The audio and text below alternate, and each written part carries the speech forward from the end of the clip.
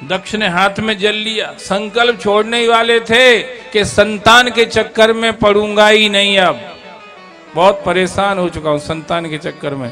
उधर ब्रह्मा जी को पता चला, सो हंस तैयार किया, नहीं दो आए महाराज हंस पे बैठ कर। रुको रुको रुको रुको रुको, क्या कर रहे? बोले संकल्प। काय का संकल्प कर रहे? बोले संतान के चक्कर में नहीं पड़ूंगा। क्या हुआ? बोले हुआ क्या, 11,000 बच्चे बाबा जी बना दिए यार, अब और क्या होगा इससे बड़ा नुकसान और क्या होगा इस जिंदगी में। ब्रह्मा जी ने सोचा कि अभी हम वेदांत बोलेंगे तो इसको पल्ले पड़ेगा नहीं, क्योंकि अभी इसका मूड अलग दिशा में वेदांत से। तो ब्रह्मा जी ने उस चैप्टर को तो क्लोज ही रखा, ये कहा कि सुनो क्या, अरे बोले ये बच्चों का चक्कर छोड़ो, बच्चियां पैदा करो। दक्ष ने कहा गुड आइडिया, गुड आइडिया, अब बच्चे ही पैदा करेगा। सो नेक्स्ट टाइम में 60 बच्चियां पैदा करेगा, 60 बेटियां बड़ी हुई। अब बेटियां तो कोई जंगल में जाएंगी नहीं,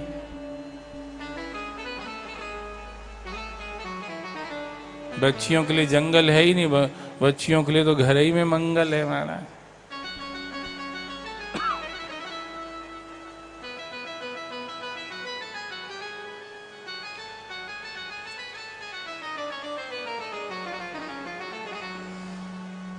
ये तो इनके लिए जंगल है, ये इधर उधर भटकते फिरते तो जाओ चले जाओ जंगल में महाराज, वो घूम कितने घूमना है।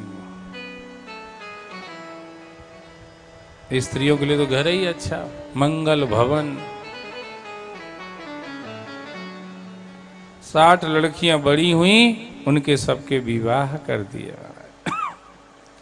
10 बेटियां धर्म को ब्याह दी, 13 बेटियां कश्यप को ब्याह दी, 27 बेटियां चंद्रमा को ब्याह दी, कछु ताक्ष नामधारी कश्यप को ब्याह दी, अंगिरा को ब्याह दी, अग्निदेव को ब्याह दी, सब कन्याओं के ब्याह कर दिए महाराज।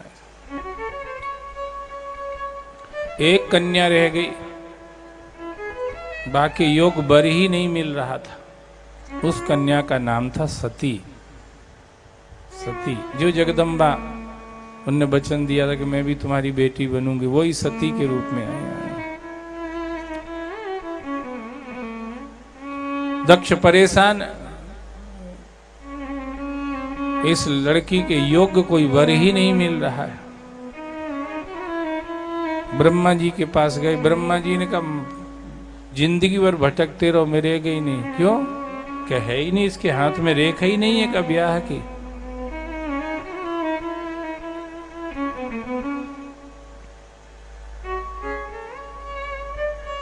इसके हाथ में ब्याह की रेखा नहीं, का रितंबरा दीदी बन के रहेगी क्या? बोले नहीं है तो ब्याह की रेखा, पर वो एक के ही साथ होएगा बस। किनके? बोले शिव जी के साथ,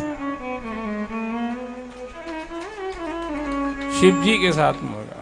बोले हमने सोचा रितंबरा दीदी ने, प्रज्ञा ठाकुर ने, ये ऐसा कुछ तो नहीं। बोले नहीं नहीं ऐसा कोई लफड़ा नहीं है, ये तो विवाह होगा पर एक के साथ होगा। किसके साथ होगा? बोले शिव जी के साथ होगा। तो शिव जी से कैसे ब्याह होगा? बोले इससे कहो थोड़ा व्रत करे तो प्रसन्न हो जाएंगे। आशुतोष तुम अवधर दानी, प्रसन्न हो ही जाते जल्दी। सो सती ने नंदा व्रत किया, नंदा व्रत किया, और नंदा व्रत से शिव जी प्रसन्न हो गए। प्रतिपदा, षष्ठी और एकादशी, ये 3 नंदा तिथियां मानी जाती हैं भारत ज्योतिष में। इन तिथियों में जो शिव उपासना करता है वो भगवान शिव से कुछ भी पा लेता है महाराज।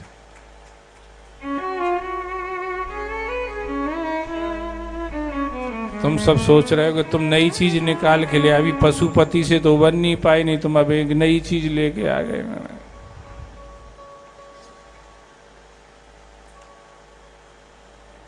नंदा तिथियां, ये 3 नंदा तिथियां हैं, इनमें जो भी शिव की उपासना करता है वो शिव से सब कुछ पा सकता है। सती ने इन्हीं तिथियों में शिव उपासना करी। पूरा व्रत का विधान लिखा हुआ है शिव पुराण में, कोई का मन हो तो कर लेना, कठिन नहीं है, साल भर ही करना रहता है बस। तो उससे शिव जी प्रसन्न हो गए।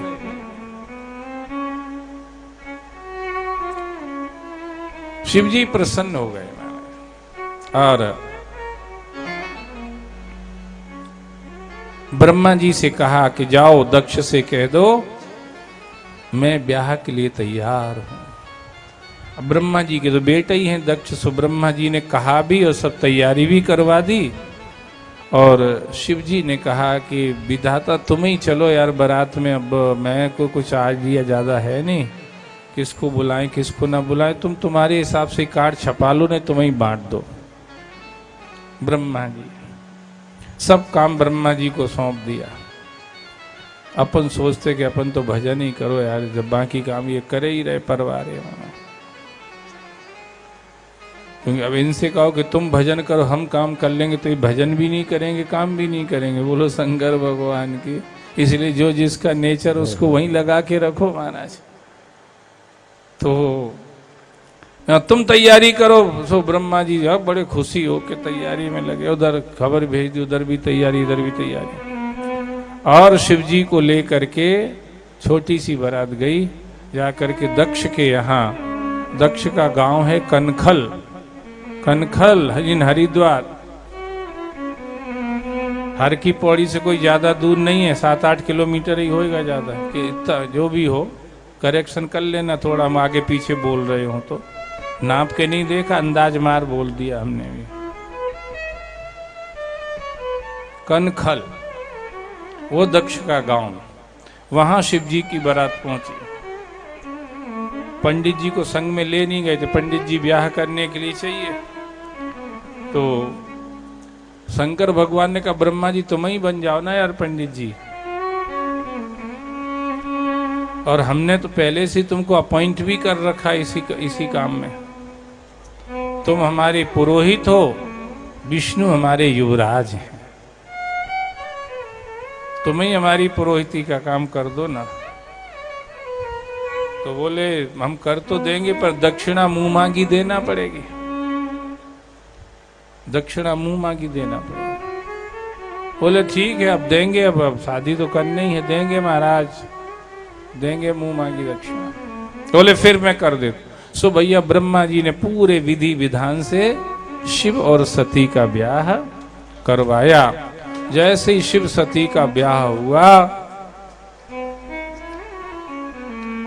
शंकर भगवान ने कहा विधाता तुमने पंडिताई का काम किया, तुम्हारा क्या दक्षिणा लिफाफा क्या रहेगा।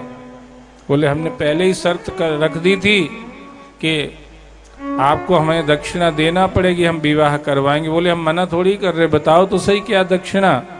तो ब्रह्मा जी ने क्या दक्षिणा मांगी। बोले प्रभु अगर आप दक्षिणा देना चाहते हो तो मेरी एक ही प्रार्थना है, आप सदा सदा के लिए यहीं विराज जाओ महाराज। ये दक्षिणा मांगी,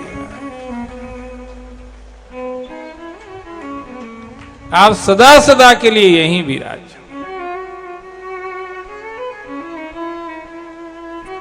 शंकर भगवान ने कहा ससुराल में ऐसे भी अच्छा लगता है। बोलो शंकर भगवान, ससुराल में अच्छा लगता है, क्योंकि ससुराल जैसा ही स्वागत आओ भगत कहीं और होता नहीं है।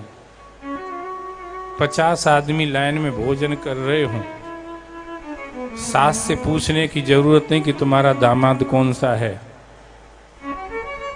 खीर का डोंगल दे दो हाथ में और कह दो कि परस के आओ, और जहां खड़ी हो के डालती चली जाए, समझ लेना यही इसका दामाद है महाराज।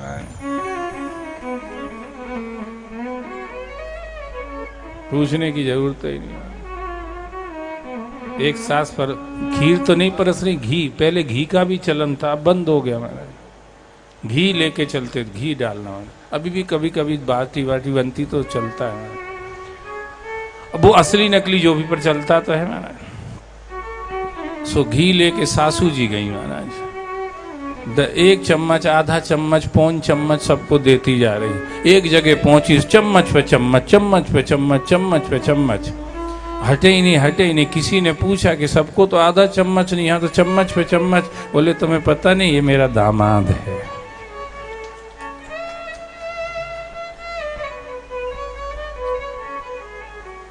तो जैसे ही कहा ब्रह्मा जी ने, ओ टाइम हो गया, सॉरी, जैसे ही ब्रह्मा जी ने कहा तो ठीक है, भगवान शिव हमेशा हमेशा के लिए कनखल में ही विराज गए। आनंद हो गया। बोलो महाकाल भगवान की, बोलो अचलेश्वर महादेव की, सदा सदा के लिए वहीं पर विराज गए। और सती को एक रूप से, सती को लेकर के कैलाश पर चले गए।